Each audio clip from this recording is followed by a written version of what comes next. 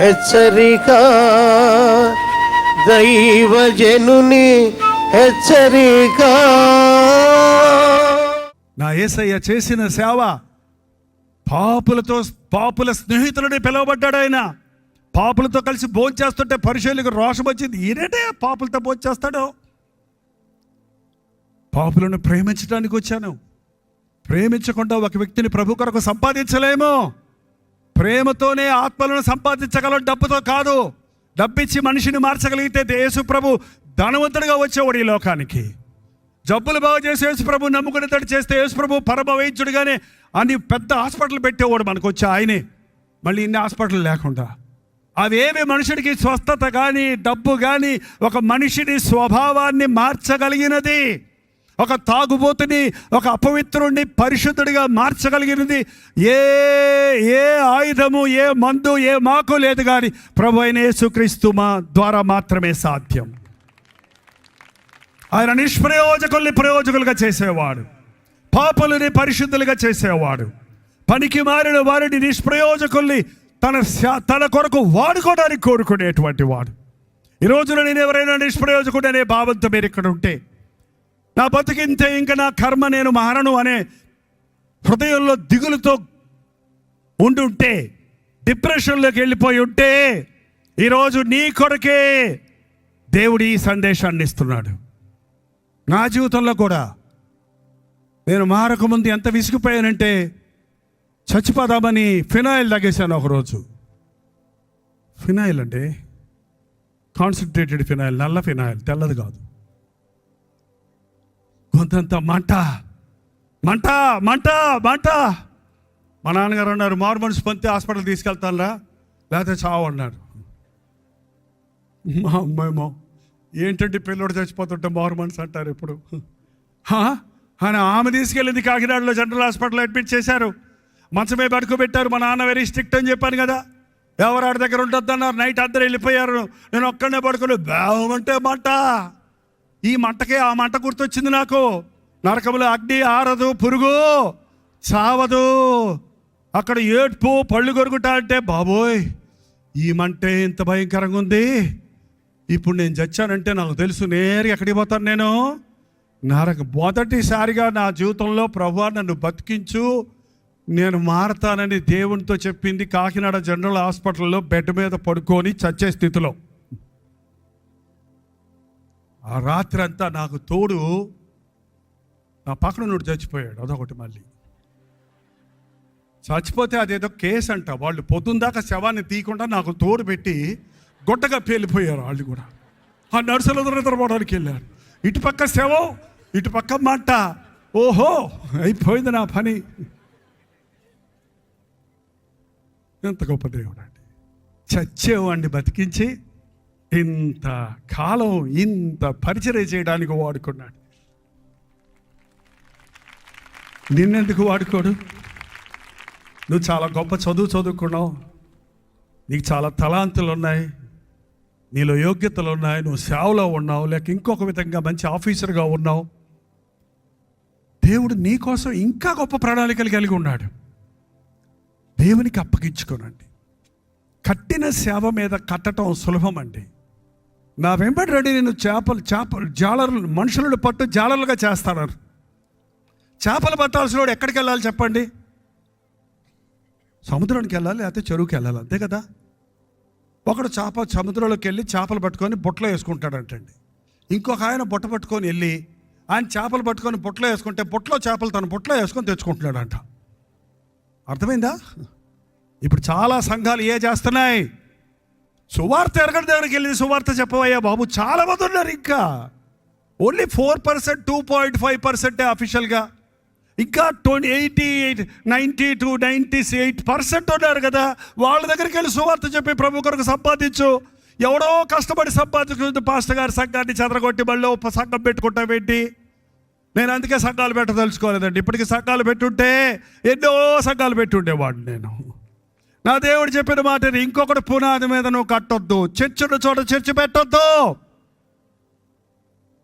దేవుడు చెప్పితే, దేవుడు సువార్త ఇవ్వని లేని చోట్లకు వెళ్ళు. సువార్త లేని చోట్ల మేము చర్చెస్ కట్టాం. ఆ చర్చెస్ చిన్న చిన్న గుడిసెలు అనుకోండి, పెద్ద పెద్ద చర్చలు, బిల్డింగ్లే కాదు. అక్కడ ఒక పాస్టర్ గారిని నియమించాం, వారికి అప్పచెప్పేశాను. నేను ఒక సంస్థలో నడిపించడానికి నాకు ఇష్టం లేదు, నువ్వు చూసుకో ఈ చర్చిని, నేను వెళ్ళిపోతా. ఇంకా వెళ్ళాలి, ఇంకా వెళ్ళాలి, ఇంకా వెళ్ళాలి, ఇంకా చేయవలసింది ఎంతో ఉంది. ఇన్ని సంవత్సరాలు చేశారని సరిపెట్టుకుంటే కుదరదు. ఏదన్నా చేయాలయ్యా ఈ కొత్త సంవత్సరంలో నీ కోసం, ఇంకా రెండంతలు చేయాలయ్యా ఈ పరిచర్య నీ కోసం. వయసును బట్టి వచ్చే బలహీనతలు కానీ, లోకరీతైనటువంటి ఆటంకాలు కానీ ఎదిరించి క్రీస్తు నామము ఎరగని చోట్లకు నీ సువార్త ప్రకటించాలని ఆసక్తి. ఈరోజున ఎంతమందికి ఆసక్తి ఉంది? ప్రార్థన. పరిశుద్ధుడా, ప్రేమగల తండ్రి, ఒక్కసారి నీ బిడ్డలను చూడయ్యా. ఏ ఒక్కడు నశించడం నాకు ఇష్టం లేదన్నావు కదా, ప్రతి ఒక్కరిని నీవు ప్రేమించే ప్రభువుగా ఉన్నావు కదా.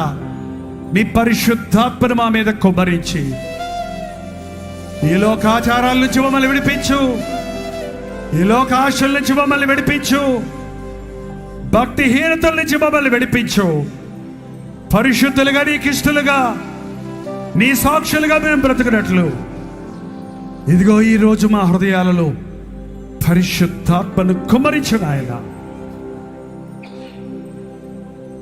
ప్రతి విధమైన అంధకార శక్తులను, దురాత్మ సమూహములను, బలహీనపరచు ఆత్మలను నిలువెచ్చని స్థితిలో విడిచిపెట్టే స్థితిని నజరేయుడైన యేసుక్రీస్తు నామములో విడుదల చేయించున్నాము తండ్రి. పరిశుద్ధాత్మను మా మీద కుమ్మరించి వెనుకున్నవి మరచి ముందున్న వాటి కొరకు వేగులు పడుతున్న వారిగా గురి అందుకు పరిగెత్తుటకు మా ఒక్కొక్కరికి నీ సహాయం చేయము. శాశ్వతమైన నిలిచి ఉండే భక్తితో నీ సాక్షులుగా సాగుటకు సహాయము చేయమని యేసుక్రీస్తు నామములో అడుగుచున్నాము తండ్రి, ఆమేన్. మన తండ్రి అయిన దేవుని యొక్క ప్రేమయు, కుమారుడైన క్రీస్తు యొక్క కృపయు, ఆదరణకర్త అయిన పరిశుద్ధాత్మ యొక్క సహవాసమును ఈ కూడికలో 4 దినములుగా పాల్గొన్న ప్రతి ఒక్కరికి, రాత్రింబగళ్ళు ప్రయాసపడి ఈ కూడికలో ఏర్పాటు చేసిన టీం అంతటికి ఇప్పుడును సదాకాలమును తోడై ఉండును గాక. ఆమేన్, ఆమేన్, ఆమేన్. హల్లెలూయా. దేవునికి స్తోత్రం. జూలై 15, 2026 ఒక ప్రత్యేకమైన ఆల్ ఇండియన్ క్రిస్టియన్ లీడర్స్ సమ్మిట్ని విజయవాడలో ఏర్పాటు చేస్తున్నాం. ఈ విషయం మీకు ముందుగానే తెలియజేశాం. మరి చాలామంది మరిన్ని వివరాలు కోరుతున్నారు కాబట్టి మరోసారి ఈ విషయం మీతో సంప్రదించాలని నేను ఇక్కడ ఉన్నాను. చూడండి, ఇది సేవకుల కొరకు, దైవజనుల కొరకు, పాస్టర్ల కొరకు, ఇవాంజలిస్ట్ కొరకు, లీడర్స్ కొరకు, ముమ్మరంగా సేవలో పాల్గొన్న వారందరి కొరకు ప్రత్యేకంగా ఏర్పాటు చేస్తున్నటువంటి ఒక సమిట్, ఒక కాన్ఫరెన్స్ లాగా ఎంతో అద్భుతమైన రీతిగా అనేక పాఠాలు మనందరం కలిసి నేర్చుకోవడానికి, పరిశుద్ధాత్మని అభిషేకం పొందడానికి ఇది మంచి అనుకూలమైన అవకాశం. కొందరు మరి మాకో అంటున్నారు. ఖచ్చితంగా అందరి కొరకు జూలై 15వ తారీఖు సాయంకాలం 6 గంటల నుంచి 10 గంటల వరకు ఒక ప్రత్యేకమైన కూడికను ఏర్పాటు చేస్తున్నాం. అందరూ ఆహ్వానితులే, ఎవరైనా రావచ్చు. No need of any registration. మిమ్మల్ని అందరినీ ప్రేమతో మేము ఆహ్వానిస్తున్నాం. అయితే ఉదయం 10 గంటల నుంచి సాయంత్రం 6 గంటల వరకు జరిగే ఈ ప్రత్యేకమైన లీడర్స్ సమ్మిట్కి కేవలం దైవజనుల్ని ఆహ్వానిస్తున్నాం. బట్ ఒక్క విషయం ముందుగానే రిజిస్టర్ చేసుకోండి. క్యూఆర్ కోడ్ ఇవ్వబడింది. ఒకవేళ మీ క్యూఆర్ కోడ్ విషయాలు తెలియకపోతే ఇదిగో 8144123456 అనే నెంబర్కి మీరు ఏ సమయంలోనైనా కాల్ చేయొచ్చు, లేక ఒక వాట్సాప్ మెసేజ్ పంపిస్తే మీకు అన్ని వివరాలు వివరంగా మీకు ముఖాముఖిగా తెలియజేయడానికి, లేక వాట్సాప్ ద్వారా తెలియజేయడానికి, లేక మీరు క్యూఆర్ కోడ్లో సంప్రదించి ఫిలప్ చేసిన ఫామ్స్ విషయాల్లో కూడా సంప్రదించడానికి మీకు సహకరించిన వారు అవుతారు. కాబట్టి ఈరోజే మనకు చాలా తక్కువ సమయం ఉందండి, లిమిటెడ్ సీట్సే ఉన్నాయి. కాబట్టి ప్లీజ్ తొందరగా మీరు వస్తున్నారా, ఎవరు ఎక్కడి నుంచి అన్నది తెలియజేస్తే దానికి తగినట్టుగా మేము మిమ్మల్ని స్వీకరించడానికి, ఆతిథ్యం ఇవ్వడానికి, మీరు కూడా ఆ పరిచయంలో పాల్గొనడానికి అవకాశం కలిగేయడానికి సహకరించిన వారు అవుతారు. గుర్తుపెట్టుకోండి, ఆ రోజు సేవకులకి అన్నారు కదా, మేము రాము అనకుండా సాయంత్రం మీటింగ్కి మీరందరూ కల్వరి దర్శనం అనే టీవీ కార్యక్రమాల ద్వారా, డాక్టర్ జైపాల్ యూట్యూబ్ ఛానల్ ద్వారా మేలు పొందుతున్న విశ్వాసులందరూ తెలుగు, తమిళ్, హిందీ, మలయాళం, బెంగాలీ, ఒరియా భాషల్లో ఉన్నవారు, అలాగే సేవకులు కూడా అనేక రాష్ట్రాల నుండి, మీరు ఎక్కడ ఉన్నప్పటికీ ఇతర రాష్ట్రాల్లో ఉన్న దైవ సేవకులను కూడా ప్రేమతో ఆహ్వానిస్తున్నాం. రండి. అక్రాస్ ద గ్లోబ్ దేవుని కార్యాలు, పరిశుద్ధాత్మని కార్యాలు ఈ అంత్యదినంలో జరగాలంటే అన్ని భాషల వారికి, సకల జనులకు దేవుని వాక్యం అందాలి కనుక ఇదే ఆశతో, ప్రయాసతో మనం అందరం కలిసి దేవుని రాజ్యముని కట్టు విషయంలో ముందుకు సాగినట్లుగా ప్రార్థనాపూర్వకంగా రండి. ఇప్పుడే స్పందించండి, ఇప్పుడే ఫోన్ చేయండి, లేకపోతే QR కోడ్ని మీరు స్కాన్ చేసుకొని డీటెయిల్స్ తెలియజేయండి. తప్పక రండి, ఆశీర్వదించబడండి. అంతవరకు దేవుని మహాకృప మనందరికీ తోడేయుడును గాక.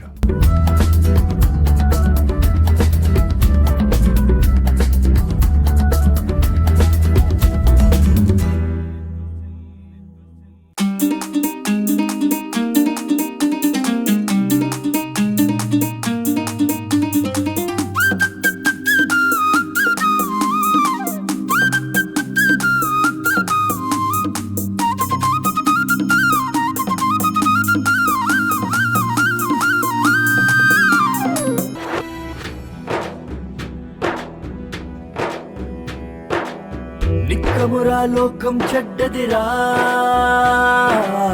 తక్షణమే మేలుకు సోదరా. ఈ లోకపు పాపపు చీకటిలో నీలోనే వెలుగును చూపుమురా. నిక్కమురా లోకం చెడ్డదిరా, తక్షణమే మేలుకు సోదరా. ఈ లోకపు పాపపు చీకటిలో నీలోనే వెలుగును చూపుమురా, నీలోనే వెలుగును చూపుమురా.